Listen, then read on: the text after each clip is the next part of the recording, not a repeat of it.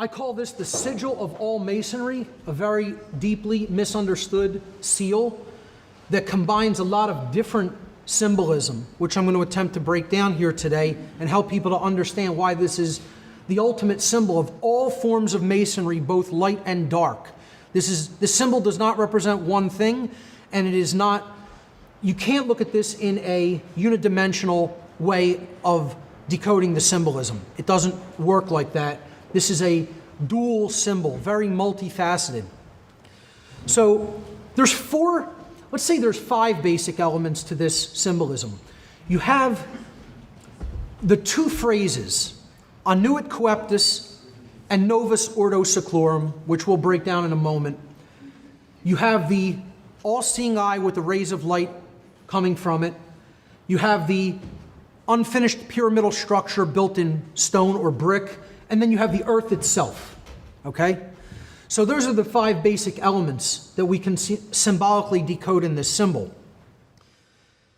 We have the earth and then the 2 other pieces of symbolism other than the words, the pyramid made of stone and the all-seeing eye and light.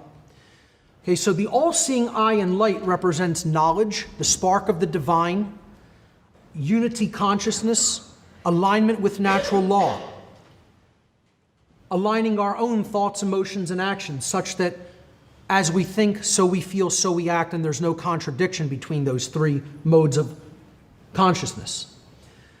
The light represents the creator.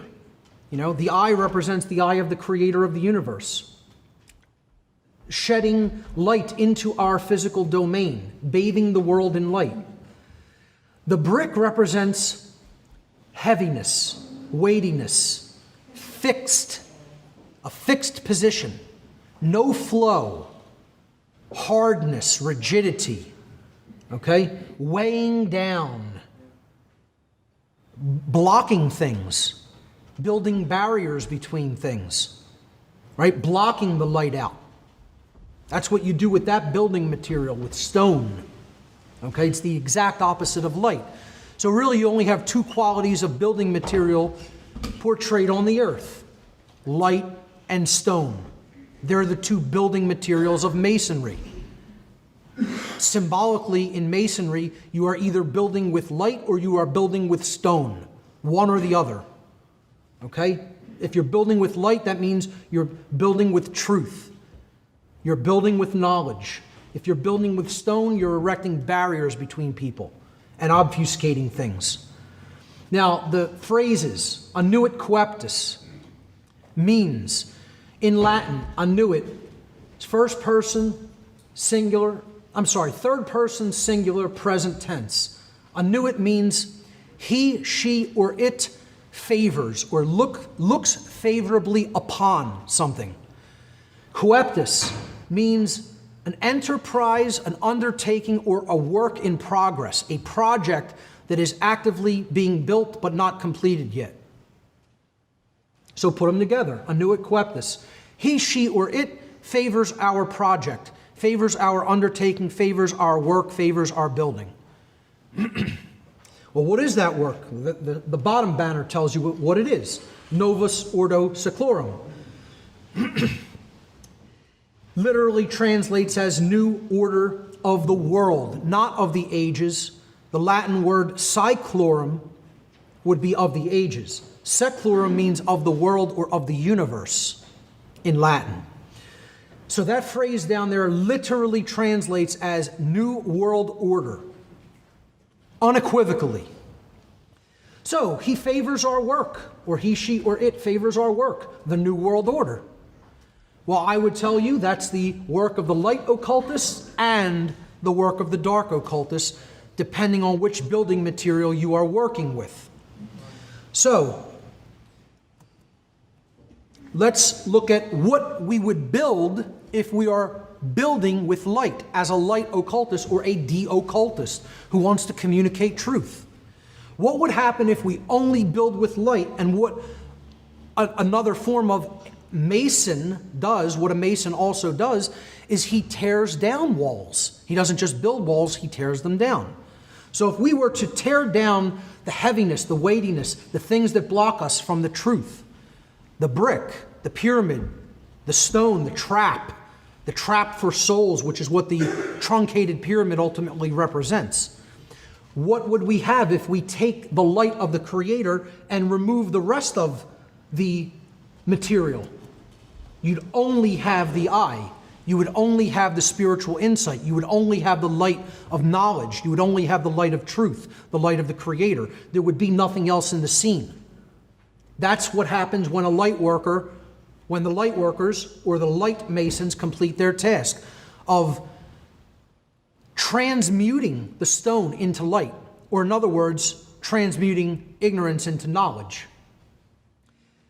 The God of creation favors our work, the positive or light New World Order of truth, love, and freedom. Conversely, what if we tried to put all of the light out of the scene? If this represents the world in a transition between light and darkness, going one way or the other, what if the dark occultists are trying to put out the light of the Creator from the world? Then what happens in the scene? Well, something like this happens, and watch it very carefully. The brick is completed, and it blocks out the Creator's light. And therefore, you have a permanent, completed male dominator structure, a structure that represents slavery, the light being blocked out from the world, and male dominance ruling the entire world as a prison for slaves. That's the dark New World Order. Oh yeah, the dark God favors their work, the dark New World Order. A world without the light of the Creator, a world without knowledge except for a very tiny few using it to enslave the masses of humanity. That's the dark New World Order for sure. So if we go back to this symbol as the world in transition, as I like to call it, the sigil of all Masonry, we can see how there's two different outcomes depending on which building material we are working with and which New World Order we're seeking to create. The dark occultists are trying to block out the light of creation from this world and erect the dark New World Order, a male dominator world without light, where dark occultists rule an ignorant, enslaved population with an iron fist, a spiritual prison for lost souls. Conversely, if we build the true light New World Order, we reach universal enlightenment and evolution through wisdom and personal responsibility. Truth, love, and freedom prevail, and the will of creation is fulfilled. It's what I call the one true great work, with the goals being truth, love, and freedom. And that is a variation on the sigil of Masonry that I came up with. And a very nice listener to my show actually carved this in wood for me and sent it to me, which I have actually hung up over my work area in my home. Just a really great piece of work and a labor of love in and of itself, which I thought was really kind of him to do. Okay, let's see what this is all about. Let's see if we can decipher this. I'll tell you we can, and we will, and it's going to blow your mind. Let's see what this really refers to. And we'll use the order of the trapezoids formula for enciphering, and the New Age concept of the pyramid beneath the pyramid, and as above, so below. Remember, as above, so below. So, what is a trapezoid? A trapezoid is a pyramid on top of a pyramid, and remember it has various faces to it. But you don't need the other faces. Let's just plug this in. M, D, C. C, L, X, X, V, I. What have we got? What does it say across the top? MCX, what is that? 1110. I was right. What is their goal? Is their goal what I've been telling you it is all day? Well, let's find out. What are these people up to? What do they want to do? Remember I told you their goal was to destroy all existing governments, all existing religions, and shackle the mob. And how do you do that? What's DC? 600. What's LX? 60. What's VI?